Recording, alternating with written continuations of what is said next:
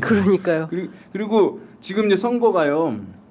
오늘 28일이잖아요. 네. 내일 29일이잖아요. 네. 그러면 이제 한 달 뒤, 5월 29일 사전 투표잖아요. 그렇죠. 그럼 이제 딱 한 달 남은 거예요? 그렇죠. 지금 36일입니다. 오늘 저희가 네. D-36 카운트 이제 시작을 해서 네. 사전 투표에서 상당 부분 이제 하기 때문에 요즘에는 사전 투표와 본 투표일 사이에 일어나는 일은 거의 없어요. 뭐 근데 이번에 사전 투표가 공휴일이 아니라 네. 평일이어가지고 좀 이렇게 많이 높진 않을 거다라는 전망도 있는데 어떻게 보세요? 저는 뭐 지역에 있는 분들 또 직장에서 동사무소 어디서든 할 수 있는 그렇죠. 것이기 때문에 아무데서 하면 되니까 점심시간에 과거보다 낮을 잠깐. 수는 있겠지만 네. 저는 뭐 상당히 하여튼 대선에서 의미 있게 나온다고 보고요. 예. 그리고 이게 이제 5월 초에 네. 5월 초에 이제 긴 연휴. 예. 긴 연휴. 다음 주가 긴 연휴가 있습니다. 예. 그러면 사실 긴 연휴에 후보들은 캠페인을 하긴 하는데 네. 뭐 미디어의 보도량이나 어떤 그 안에서 역동적인 흐름 변화는 사실 휴일 기간에는 스탑이라고 봐야 되거든요. 네. 그러면은 따지고 보면 사전 투표일까지 하고 해서 한 이제 3주 네. 남는 거죠. 그러네요. 예. 예. 그러니까 사실은 그 안에 변동이 있기가 상당히 쉽지 않고 또 보수 후보들은 빅텐트 많이 얘기하지만 빅텐트라고 하는 것이 충분하게 신뢰를 쌓아가고 그것이 이제 일종의 단일화 논의잖아요. 네. 단일화라고 하는 것은 기본적으로 조건이 있어요. 단일화 논의를 하려면 조건이 있는 거예요. 네. 아, 나 혼자서는 안 돼. 합치면 우리 될지도 몰라라고 네. 하는 게 이제 있어져야 그럼 한번 논의해 봅시다라고 하는 거잖아요. 예. 합쳐서 될 것 같은 조사들이 나와야 되거든요. 그렇죠. 그게 없는데 없죠. 다른 사람이 나는 끝까지 완주하는 게 합리적 선택이다. 전략적으로. 네. 그런 사람이 생길 수 있는 것이잖아요. 그렇죠. 그래서 지금 그 논의도 무성하긴 하지만 이 빅텐트라고 하는 것이 텐트 쳐보신 분들 알겠지만 텐트 치는 시간 많이 걸립니다. 원터치 아니면. 맞아요. 네. 그래가지고 이 기간 안에 이게 되겠냐. 될 수 있을 것이냐. 그리고 한덕수 대행이 과연 이제 어떻게 이게 지금 굉장히 웃긴 현상이 뭐냐 하면 네. 당에서 한 명을 정했어요. 최종 후보로. 국민의힘에서. 네. 근데 한덕수 대행과 다시 한번 단일화 한다. 당으로 들어오게 해서. 네. 이거는 이제 대한민국 정당사 아무리 이제 좀 많이 대한민국 정당이 네. 흔들려 왔다고 하더라도 당에서 경선이 끝나서 후보가 정해졌는데 다른 사람을 당으로 다시 들여가지고 네. 다시 단일화한다. 이전에도 없었고 앞으로도 사실 있기 힘든 모양. 그렇죠. 이렇게 한다면요. 예. 당이 상당히 우스워지는 거거든요. 당의 권위라든가 어떤 최종 결정이 이제 해체되는 거잖아요.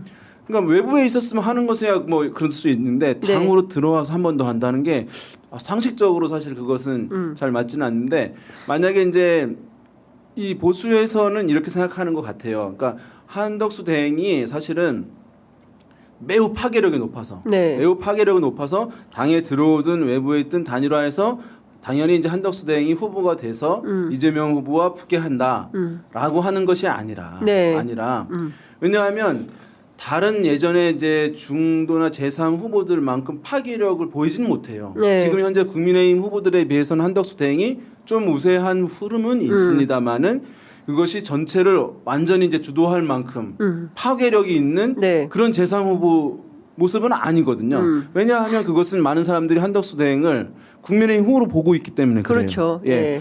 그래서 이런 거 같아요. 그래서 꼭 한덕수 대행으로 가는 것은 아니더라도 어쨌든 드라마를 만들기 위해서는 단일화하는 것을 좀 몇 개 보여줘야지 된다. 그래야지만 지금 붐업이 이루어진다고 하는 생각. 예, 그래서 그걸 관철해 내려고 하는 흐름들이 있기 때문에 네. 한덕수 대행이 나와서 이제 나온다면 이제 단일화는 하긴 할 텐데 네. 꼭 한덕수 대행으로 갈 것이냐 이 문제 또 다른 문제인 것 같아요. 그렇습니다. 예. 어쨌든 지난 주말 사이에 MBC 여론조사에 따르면 한덕수 총리의 21대 대통령 선거 출마에 대해서 반대한다는 여론이 60이고 찬성한다는 여론이 32%인 걸로 조사가 됐습니다. 왜 반대하느냐? 비상계엄 연관성 의혹이 31, 그리고 윤석열 정권 실패 책임이 30, 대통령 권한대행으로서 중립성을 위반했다라는 게 25%입니다. 그러니까 전반적으로 국민들께서 이분의 출마가 맞아? 이런 것에 대해서 의문 부호를 찍고 있고 원래는 이런 이제 외부에 있던 사람이 네. 선거에 나오려고 한다, 정치하려고 한다 하면은 대부분의 조사에서 부정적인 의견이 높아요. 네. 왜냐하면 이제 순수하신 이제 국민들 같은 경우에 정치는 매우 지저분한 곳이기 때문에 좋은 사람이 가면 안 돼라고 하는 건 높아가지고 네. 사실은 그렇게 나오는데 이거는 그거랑은 달라요. 지금 보면 이제 반대하는 이유 나왔잖아요. 네. 물론 이제 찬성하는 비율은 국민의힘 지지층에서는 높겠죠. 당연히 높아요. 그런데 반대하는 것은 이제 야당 지지층에서 높은 것일 테고 그런데 여당 지지층에서도 네. 반대하는 이유가 있어요. 그 반대하는 분들이 비율이 제법 있더라고요. 제가 네. 보니까. 그런데 지금 야당 지지층들은 비상계엄 사태와 연관되어 있기 때문에 출마해서는 안 된다는 것이 이제 압도적으로 높아요. 민주당 지지자들이나 진보 성향층에서는 한덕수 대행에 대해서.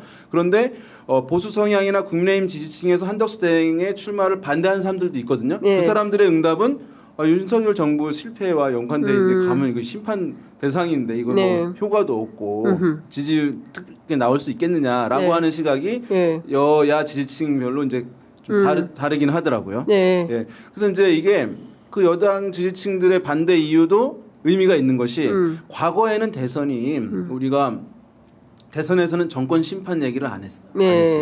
왜냐하면 어쨌든 새롭게 앞으로 우리나라를 이끌어갈 인물을 뽑는 것이기 때문에 뭐 정치학적으로 하면 이제 전망적 투표다. 미래를 바라보면서. 예. 총선에서는 이제 뒤를 돌아보면서 평가하고 심판하는 회고적 투표를 한다. 이제 이렇게 하잖아요. 그런데 최근 대선 트렌드는 대선에서도 심판 평가를 해요. 그렇죠. 예. 강화됐어요. 옛날도 예. 아예 없던 건 아닌데 굉장히 강화된 흐름이에요. 아니, 지금 같은 경우에는 당연히 내란 심판 그렇죠. 선거해야죠. 근데 국민들이. 한덕수 대행이 됐다. 네. 그러면 이제 이 유권자들로 하여금 이제 계엄에 대해서 평가를 냉정하게 해야 된다라고 그렇죠. 하는 것을 그 인식을 활성화시키는 것일 수 있기 때문에 오히려 예. 예. 그래서 이 한덕수 대행에 대한 것들은 아마 꼭 글로 가야 된다라기보다는 그 단일화를 좀 만들어서 좀 드라마를 만들면 네. 관심을 좀 끌게 하는 것 뭐 이런 쪽에 방점이 있어서 네. 지금 그 기획 의도 실행이 좀 이루어지고 있는 것 아닌가. 한덕수 단일화는 뭐 그 관심 끌기용에 불과하다. 뭐 이제 그걸로 해서 반드시 하면 어떻게 된다라기보다는 제가 봤을 때는 이제 그렇게 보여집니다. 그러니까 또 다른 단일화가 논의가 되는 분위기예요. 정치권 내부에 제가 취재를 해보면 네. 한덕수로 되겠니 안 된다. 국민들의 여론이 1차. 예, 1차 네. 1차로 한덕수 하고 그 다음에는 그러니까 중도 보수 소구력이 있는 홍정욱 전 의원 있죠. 네. 인생은 칠막칠장인가? 칠막칠장. 예, 1994년 5년 이때 나왔던 것 같습니다. 그렇죠. 네. 요 분을 또 다시 내세워서 네. 40일 정도면 충분하다. 판을 짜는데. 이 보수분들도 이제 빨라졌어요. 네. 왜냐하면 이게 진보 성향층 젊으니까 정보 유통이 빠르고 뭐 정보 습득이 빨라서 이제 그래도 한두 달 제가 봤을 때는 네. 띄우는데 네. 근데 이제 보수층들 시간 많이 걸린다 어르신들이. 근데 이제 스마트폰에 정보 습득이 굉장히 용이해지고 유튜브, 카톡방 뭐 이런 거 생기면서 맞아요. 어르신들도 예. 막 열흘 만에 이렇게 후보 갈아타기들이 자유롭게 일어납니다. 그래서 네. 이제 충분히 가능한 기획이라고 볼 수 있는데 다만 그것이 이제 그 흐름들이 그렇게 나타나는 것은 가능한데 네. 정말 이제 어떤 정말 생소한 분이 와가지고 대선이라고 하는 것은 그쪽 진영을 전체를 지지를 끌어담아야 되거든요. 그러기에는 이 한 달은 짧은 거예요. 그 흐름을 만드는 건 충분히 가능한 거예요. 그러니까 네. 가령 보수층에서 김문수 대행을 10%로 띄우는 건 가능한 거예요. 열흘 만에. 그렇지만 보수 전체와 중도 보수들을 끌어서 40% 이상으로 그 단기간에 만들 수는 없는 거예요. 네. 그러니까 지금 만약에 뭐 홍정욱 전 대표 전 의원이기도 하고 이제 이렇게 만든다 했을 때 아는 분들은 알지만 누구세요?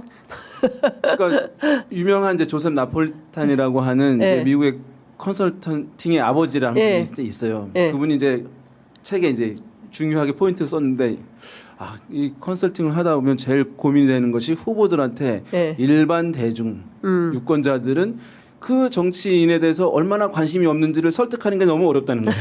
네, 사실은 제가 봤을 때 제일 바쁜 분들이 일반 대중이거든요. 국민들이거든요. 맞아요. 예. 그래서 사실은 홍보물 공부물 이거 꼼꼼하게 하거나 뭐 뉴스 다 따라서 보는 거 아니거든요. 그래서 이제 후보들이 이렇게 얘기하는 거죠. 총선 때는 딱 한 문장으로 갖다 바치는 거예요. 네. 후보를. 이 정권 심판해야 되니까 저희 찍어주세요. 국정 안정해야 되니까 저희 찍어주세요. 대선에서는 아 정권 교체해야 되니까 저희 찍어주세요. 아 정권 연장해야 되니까 이거 외에는 없는 거예요. 다른 거는 없다. 그 안에서의 그냥 그 하위의 문장들인 것이지. 이걸로 네. 이제 남는 이유가 그만큼 대중들은 관심 있는 분들은 어떤 흐름 만들기 수월하지만 네. 전체 포괄하는 데서는 어려움이 있는 것이기 때문에 그 기획들은 네, 그러니까 최종적으로 텐트를 치잖아요, 빅텐트를. 네. 그게 이제 유권 지지자들을 그 안에 담기 위해서 치는 거잖아요. 근데 그 일부 사람만 들어가면은 효과가 사실은 크지 않을 수 그렇죠. 있거든요. 알겠습니다. 아유, 시간이 너무 10분이나 지나가지고 네. 예, 오늘은 마무리를 해야 될 것 같은데 알겠습니다. 예, 매번 이렇게 늦어지게 돼서 죄송합니다. 아닙니다. 네, 다음 주에 뵙겠습니다. 고맙습니다. 감사합니다.